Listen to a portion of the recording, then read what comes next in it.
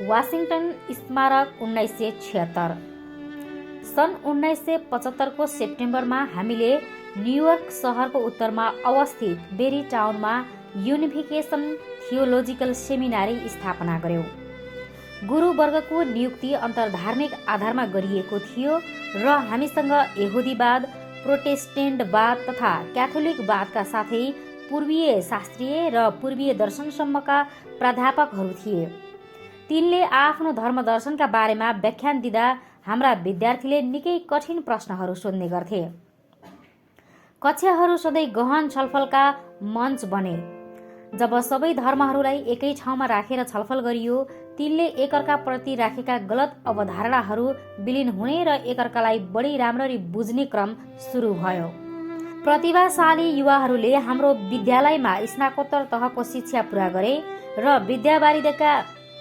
विद्यावारिधीका निम्ति Harvard, L लगायत अमेरिकाका उत्कृष्ट विश्वविद्यालयहरूमा प्रवेश गरे। आज उनीहरू अन्तर्राष्ट्रिय स्तरमा धार्मिक विश्वलाई नेतृत्व गर्न सक्षम व्यक्तित्व बनिसकेका छन्। सन् 1974 र 1975 मलाई क्यापिटल हिल अमेरिकी संसदमा भाषण गर्न निम्ताइएको थियो। मैले प्रतिनिधि सभा सदस्य सांसदहरूका सामु वन नेसन अन्डर गड, ईश्वरको अधीनमा एक राष्ट्र विषयमा प्रवचन दिए। सांसदहरूलाई मैले त्यसरी नै सम्बोधन गरे जसरी सडकमा युवाहरूलाई गर्थे। मैले भने, अमेरिकाको जन्म ईश्वरको आशीर्वादबाट भएको हो, तर यो आशीर्वाद अमेरिकीहरूका लागि मात्र होइन, यो त ईश्वरद्वारा अमेरिका मार्फत समग्र विश्वलाई प्रदान गरिएको आशीर्वाद हो। अमेरिकाले ईश्वरीय आशीर्वादको यो सार तत्त्वलाई बुझ्नुपर्छ र विश्वको रक्षा गर्न आफूलाई समर्पित गर्नुपर्छ। यसो गर्न पुनर्जागरणको आवश्यकता छ, जसले अमेरिकालाई आफ्नो स्थापना कालको जोशतर्फ फर्काओस्। दर्जनौं पन्थहरूमा विभाजित इसाई धर्म अब एक हुनुपर्छ। यसले सबै धर्मलाई आत्मसात गर्नुपर्छ अनि विश्व सभ्यताका निम्ति भविष्यको प्रारम्भ गर्नुपर्छ। म पहिलो विदेशी धार्मिक नेता थिएँ जसलाई अमेरिकी सांसदहरूले संसदमा भाषण गर्न निम्त्याएको थियो। दोस्रो पटक संसदलाई सम्बोधन गरेपछि धेरै मानिसहरू कोरियाबाट आएको यो स्वामी उन बारे जान्न उत्सुक भए। अर्को वर्ष 1 जुन 1976 मा अमेरिकाले स्वतन्त्रता प्राप्त गरेको 2 शताब्दीय जयन्ती मनाउन हामीले न्युयोर्कको याङ्की रङ्गशालामा एउटा समारोह आयोजना गर्यौं। त्यसबेला अमेरिकाले आफ्नो स्वतन्त्रता दिवस शान्तिपूर्ण तवरले मनाउन सकिरहेको थिएन।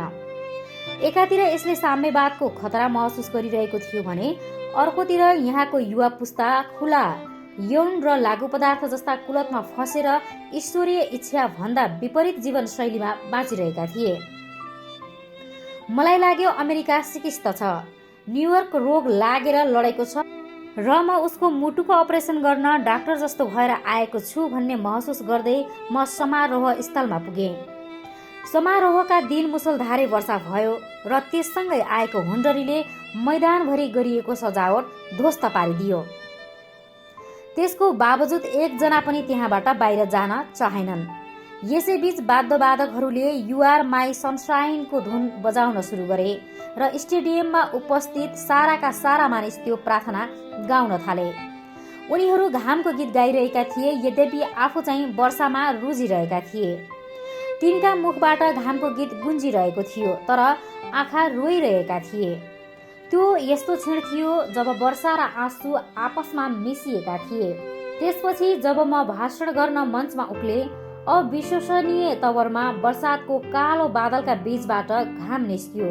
यस्तो लाग्थ्यो मानव ईश्वरले उनीहरूको गीत सुन्नु भएको थियो। विद्यालयमा छँदा मैले केही मुक्केबाजी सिकेको थिएँ। राम्रो मुक्केबाजलाई तपाईले धेरै मुक्का हाने पनि केही फरक पर्दैन, तर तपाईले काँधमाथिबाट एउटै कडा मुक्का प्रहार गर्न सक्नुभयो भने जस्तोसुकै बलियो मुक्केबाज पनि लडखडाउँछ। म अमेरिकामाथि त्यस्तै कडा प्रहार गर्ने मौका पर्खिरहेको थिएँ। मलाई लाग्यो यहाँ आजसम्म भएको भन्दा निकै ठुलो भेला गर्नु जरुरी छ, जसबाट सङम्योङ मुन भन्ने नाम अमेरिकाको मनमा अमिट भएर अंकित होस्। वाशिंगटन संयुक्त राज्य अमेरिकाको राजधानी हो। वाशिंगटन मोनुमेन्ट स्मारक अमेरिकाको राजधानीको केन्द्रबाट अवस्थित नेशनल मलमा उभिएको छ। तिखारिएको पेन्सिल जस्तो लाग्ने यो मोनुमेन्ट 169 मिटर अग्लो छ। मोनुमेन्टदेखि लिङ्कन मेमोरियल अगाडि रहेको रिफ्लेक्टिङ पुलसम्म विशाल घाँसे मैदान फैलिएको छ। अमेरिकाको प्रतीकात्मक मुटुका रूपमा रहेको यही ठाउँमा मैले एउटा विशाल धार्मिक भेला आयोजना गर्ने सङ्कल्प गरेँ। भेला आयोजना गर्न हामीले अमेरिकी सरकार र नेसनल पार्क पुलिस दुवैतिरबाट अनुमति लिनु पर्थ्यो। त्यसबेला थुप्रै सरकारी कर्मचारीहरू मलाई उति मन पराउँदैनथे। अलिक अघि मैले वाटरगेट काण्डमा फसेका तत्कालीन अमेरिकी राष्ट्रपति रिचार्ड निक्सनलाई माफ गर्न अमेरिकी जनतालाई आह्वान गर्दै अखबारहरूमा विज्ञापन छपाएको थिएँ। त्यसले गर्दा मेरो स्थिति निकै अलोकप्रिय भएको थियो। फलत अमेरिकी सरकारले हामीलाई अनुमति नदिएर निकै दिन झुलाइरह्यो। कार्यक्रम हुनुभन्दा 40 दिन अघि मात्र हामी अनुमति प्राप्त गर्न सफल भयौं। हाम्रा सदस्यहरूले यसलाई अति महत्त्वकांक्षी योजना भन्दै यसमा अघि बढ्न नहुने सुझाव दिए। वाशिङटन मोनुमेन्ट वरिपरिको नेसनल मल सहरी क्षेत्रको बीचमा अवस्थित खुला पार्क थियो। त्यहाँ धेरै रुखहरू पनि थिएनन्, खुला घाँसे मैदान मात्र थियो। कार्यक्रममा थोरै मानिस भेला भयो भने सबैले टटकारै देख्न सक्थे। त्यति ठुलो क्षेत्र भर्न लाखौं मानिस चाहिन्थ्यो। हाम्रा सदस्यहरू त्यत्रा मानिस भेला हुन कसरी सम्भव छ भन्ने जान्न चाहन्थे। यसअघि नेसनल मलमा जम्मा जम्मी 2 जनाले मात्र ठुला कार्यक्रम गरेका थिए। डाक्टर मार्टिन लुथर किङ जुनियरले लिङ्कन मेमोरियलको सिँढीमा उभिएर नागरिक अधिकार सम्बन्धी भेलालाई सम्बोधन गरेका थिए भने स्वामी बिली ग्राहमले यहाँ ठुलो भेला आयोजना गरेका थिए। त्यसैले यो पर्याप्त प्रतीकात्मक मूल्यको ठाउँ थियो। यही ठाउँलाई म चुनौती दिँदै थिएँ। मैले यो भेलाका लागि लगातार प्रार्थना अर्पण गरेँ। त्यहाँ आफूले गर्नुपर्ने भाषण मैले 4 पल्ट लेखेँ। भेला हुनुभन्दा 1 हप्ता अघिसम्म पनि आफ्नो भाषणमा के कुरा उठाउने भन्ने बारे म उति स्पष्ट भइसकेको थिइनँ। अनन्ततः 3 दिन अघि मात्र मैले भाषणलाई अन्तिम रूप दिएँ। सामान्यतः म लिखित भाषण गर्दिनँ, तर कार्यक्रम राम्ररी सम्पन्न हुनुपर्छ भन्ने सोचेर यसपटक अपवादका रूपमा त्यसो गरेको थिएँ। यो भेला विशेष महत्त्व राख्ने घटना सिद्ध हुनेछ भन्ने मैले बुझेको थिएँ। यद्यपि त्यस्तो किन हुनेछ भन्ने बारे स्वयं त्यति स्पष्ट थिइनँ। 18 सेप्टेम्बर 1976 को त्यो दिन जे भयो त्यसलाई म कहिल्यै बिर्सन सक्दिनँ। मानिसहरू बिहान सबेरैदेखि वाशिङटन मोनुमेन्टमा एकत्रित हुन थाले। झन्डै 3 लाख मानिस भेला भए। त्यतिका मानिस कहाँबाट आए भनेर भन्न असम्भव थियो। ती गोरा, काला, गहुँ गोरा, पहेँला, सबै खाले बडका, सबै खाले कपालका मानिस थिए। ईश्वरले पृथ्वीमा पठाएका सबै जातिका मानिस त्यहाँ भेला भएका थिए। यो एउटा विश्वस्तरीय भेला थियो जसबारे थप व्याख्या गरिरहनु पर्ने जरुरी छैन। उपस्थित जनसमूहका अगाडि उभिएर मैले घोषणा गरे, ईश्वरले अमेरिकालाई 2000 वर्षदेखि तयार गर्नुभयो।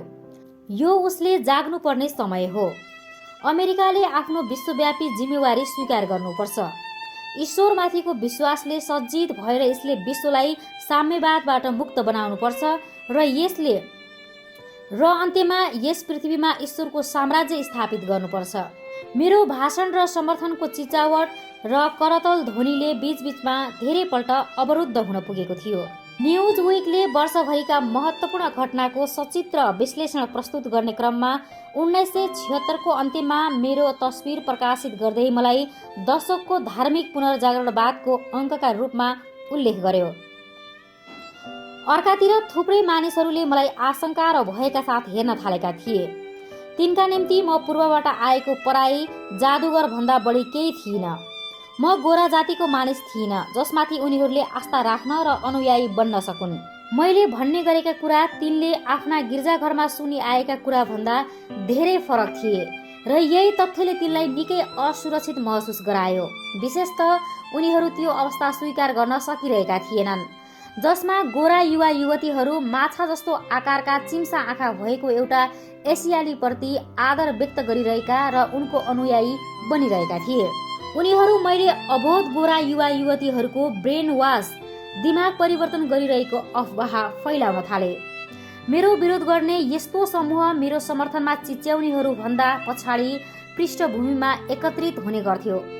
मैले आफूमाथि अर्को सङ्कट आइलाग्न आँटेको अनुभव गरेँ, तर म डराएको थिइनँ किनभने म बिल्कुल सही काम गरिरहेको थिएँ। अमेरिका व्यापक रूपमा स्वतन्त्रता र समानताको मुलुक भनेर चिनिन्छ, जहाँ हरेक जातिका मानिसहरू अमेरिकी सपना साकार पार्न आउँछन्। तर वास्तवमा यस मुलुकमा जातीय एवं धार्मिक भेदभाव विरुद्ध ठूलो सङ्घर्ष गर्नुपर्छ। यी यस्ता दीर्घ रोग हुन् जसको जरो अमेरिकाको इतिहासको गर्भमा गहिरोसँग गाडिएको छ। त्यसैले सन् 1970 को दशकको समृद्धिबाट उत्पन्न अनैतिकता र भौतिकवाद जस्ता सामाजिक रोगहरूको तुलनामा तिनको उपचार गर्न असाध्यै कठिन छ। लगभग यही समयमा म सार्वभौम सद्भाव अभिवृद्धि गर्ने प्रयास स्वरूप अफ्रिकी अमेरिकी गिर्जाघरहरूको भ्रमण गरिरहेको थिएँ। काला जातिका धर्मोपदेशकहरू मध्ये केही यस्ता थिए जो डाक्टर मार्टिन लुथर किङ जुनियरको पद चिन्ह अनुसरण गर्दै जातीय भेदभाव समाप्त पार्न र शान्तिको ईश्वरीय साम्राज्य कायम गर्न काम गरिरहेका थिए। कतिपय धर्मोपदेशकका घरमा भुइँ मुनिका कोठामा दासहरू किनबेच गरिने बजारको चित्र टाँगिएका थिए, जुन बजार कानूनत प्रतिबन्धित हुनुभन्दा अघि सयौं वर्षसम्म सञ्चालित थिए। धेरै ठाउँमा रहेको एउटा चित्र त्यो कालो मानिसको थियो जसलाई रुखमा झुन्ड्याएर जिउँदै जलाइएको थियो। अर्को चित्र लुगा खोलेर नाङ्गा पारिएका काला पुरुष र स्त्रीहरूको थियो जसलाई सम्भावित खरिदकर्ताहरूले सरसामानलाई झैं जाँचिरहेका हेरिरहेका थिए। अझ अर्को चित्र एउटा कालो शिशुको थियो जो आफ्नी आमासँग खोसेर लगिँदा रोइरहेको थियो। यी चित्रहरूमा स्पष्टताका साथ चित्रित गरिएका जस्ता बर्बर कृत्यहरू मानिसले नै गर्दथे भनेर पत्याउन पनि गाह्रो थियो। प्रतीक्षा गर र हेर्दै जाऊ। 24 अक्टोबर 1975 मा सिकागोमा आयोजित भेलामा मैले भने, आगामी 30 वर्षभित्र त्यस्तो व्यक्ति अमेरिकाको राष्ट्रपति हुनेछ जो काला र गोराहरूको अन्तर्जातीय परिवारमा जन्मेको हुन्छ। त्यस दिन मैले गरेको भविष्यवाणी बाराक ओबामा अमेरिकाका राष्ट्रपति भएपछि अहिले साकार भएको छ, जसले आफ्नो अधिकांश युवा अवस्था सिकागोमै बिताएका थिए। मेरो भविष्यवाणी स्वत साकार भएको होइन। यसबीच जातिहरूको सङ्घर्ष समाप्त पार्न धेरै मानिसले आफ्नो रगत र पसिना बगाए। तिनै प्रयासहरू अहिले आएर पुष्पित पल्लवित हुन थालेका हुन्। अचम्मको कुरा के छ भने, स्थापित अमेरिकी गिर्जाघरहरूमा थुप्रै धर्मोपदेशकहरू आफ्ना भक्त मण्डली लिएर वाशिङटन मोनुमेन्टको भेलामा सहभागी भएका थिए। उनीहरूको निक्योल थियो, मेरो सन्देश धार्मिक सम्प्रदायहरू भन्दा माथि उठेको छ र म युवाहरूलाई प्रेरणा दिइरहेको छु। मैले मानिसहरूलाई सम्प्रदाय र धर्मका पृथकताहरू भन्दा माथि उठ्न आह्वान गरे र भेलामा मेरा कुरा पूर्णतः स्वीकार गरियो। वाशिङटन मोनुमेन्टको भेला वास्तवमै एउटा चमत्कार थियो। त्यसमा सहभागी भएका 3 लाख व्यक्तिहरूले यसलाई नेसनल मलमा आजसम्म भएका विशालतम भेलाहरू मध्ये एक बनाइदिएका थिए।